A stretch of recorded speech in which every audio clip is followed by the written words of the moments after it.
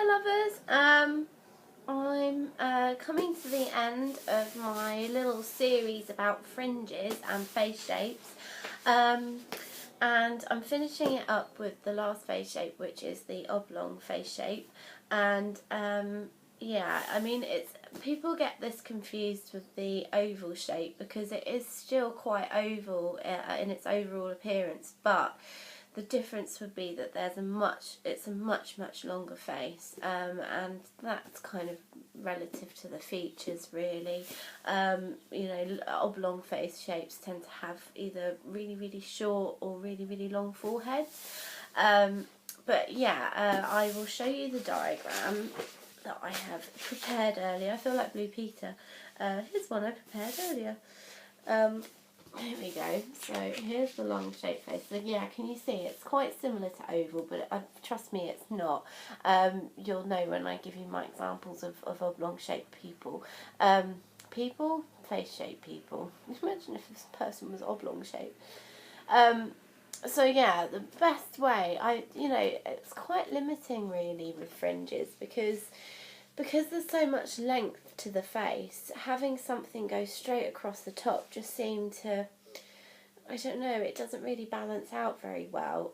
So unfortunately it doesn't have the freedom that oval shapes tend to, or even the rest of the face shapes really. They've got much more freedom than oblong shaped people.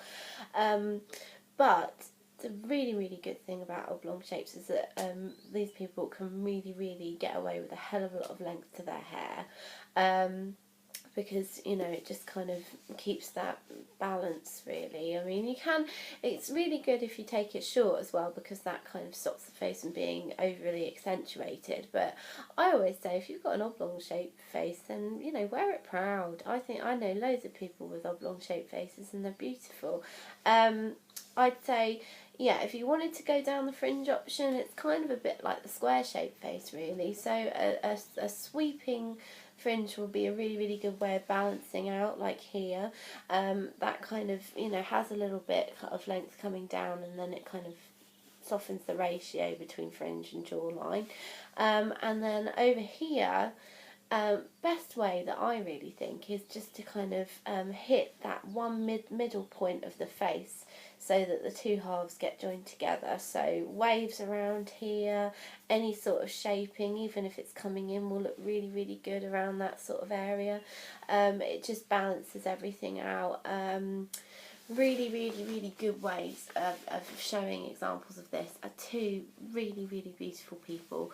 Sarah Jessica Parker, which we all know has a long face, because unfortunately some people like to refer to her as the horse face, which, bless her, really not on.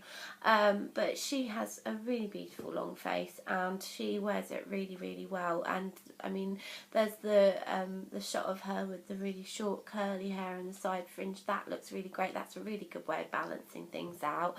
But most of the time she doesn't really have a fringe. She's had side fringes, but most of the time she doesn't really have one.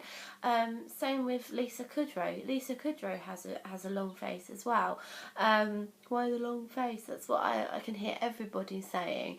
But it's true, that is a typical face shape, and they both wear it brilliantly. Both of them just tend to part right down the middle, so that again it's got the symmetry, and it balances them out really nicely. They keep their hair long, part it in the middle. Most they'll have is a bit of layering around the face just to soften up and remind everybody where the midpoint is. But you know, wear it loud and proud really. I love long face shapes, especially because really they're the cousins of my own face shape, oval, so we've got to all stick together. So yeah, that's the oblong shaped face. I hope that's been a little bit helpful. Any questions, then please leave them in the comments below and I will answer them in due course.